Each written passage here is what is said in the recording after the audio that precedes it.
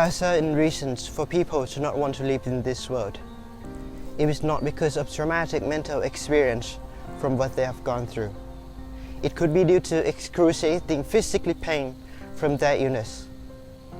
So if we can't choose how we are born, can we choose how to die?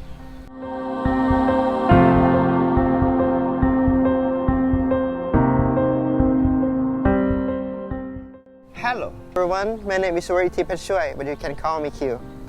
I am a senior from English major of Thaksin University, and today I am delighted to talk to you about euthanasia and its situation in Thailand.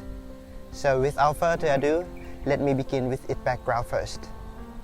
In 2020, the Department of Older Persons of the Ministry of Social Development and Human Security reported that a total population of 66 million people, there are 11 million people who are above the age of 60. This basically means that Thailand are rapidly becoming an aging society. This is problematic because when people become old, they cannot avoid chronic disease which require a long-term treatment and a financial support. However, not every old person can afford a treatment, which means that some old persons have to spend their final day suffering themselves and also their relatives in terms of the cost. So it is time for us to seriously discuss about a physician-assisted suicide, or we call it euthanasia. When most people think of euthanasia, they think of a doctor directly ending someone's life. But it's not just that. It's much more complicated than that. Euthanasia is a practice of ending the patient's life to limit their suffering.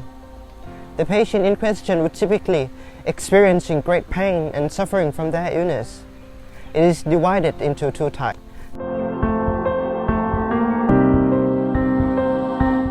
The first type of euthanasia is passive euthanasia, which occurs when the patients who can live only by their artificial respiration have a right to ask the doctor to stop all medications or treatments that will keep them to stay alive.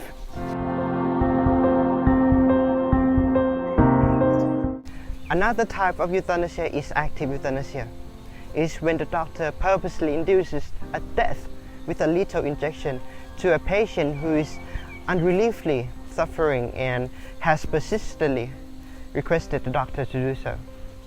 To make it easier to understand, the patient who are tremendously in pain can ask the doctor to inject a dose of medication that will allow them to fade into obscurity.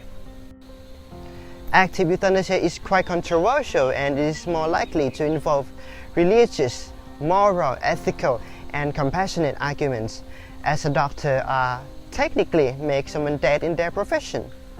However, there are 11 countries in the world that active euthanasia is legally allowed, but not yet in Thailand. This topic has been brought up in Thai society for several years, but it seemed impossible to happen because many Thai connect this to Buddhist principle, which even those who opposed it have not yet fully understood.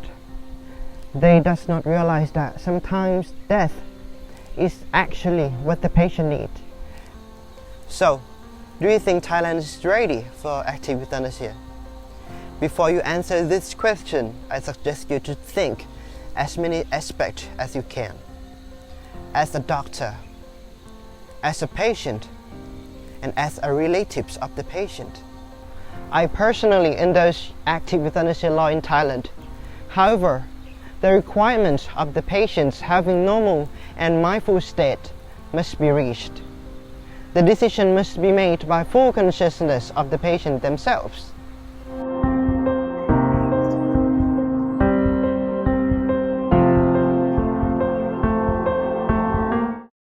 I've heard many people say that we all have a right to do whatever we want as long as it is not going to hurt others. It's the choice of the patient to pass away peacefully count as a right.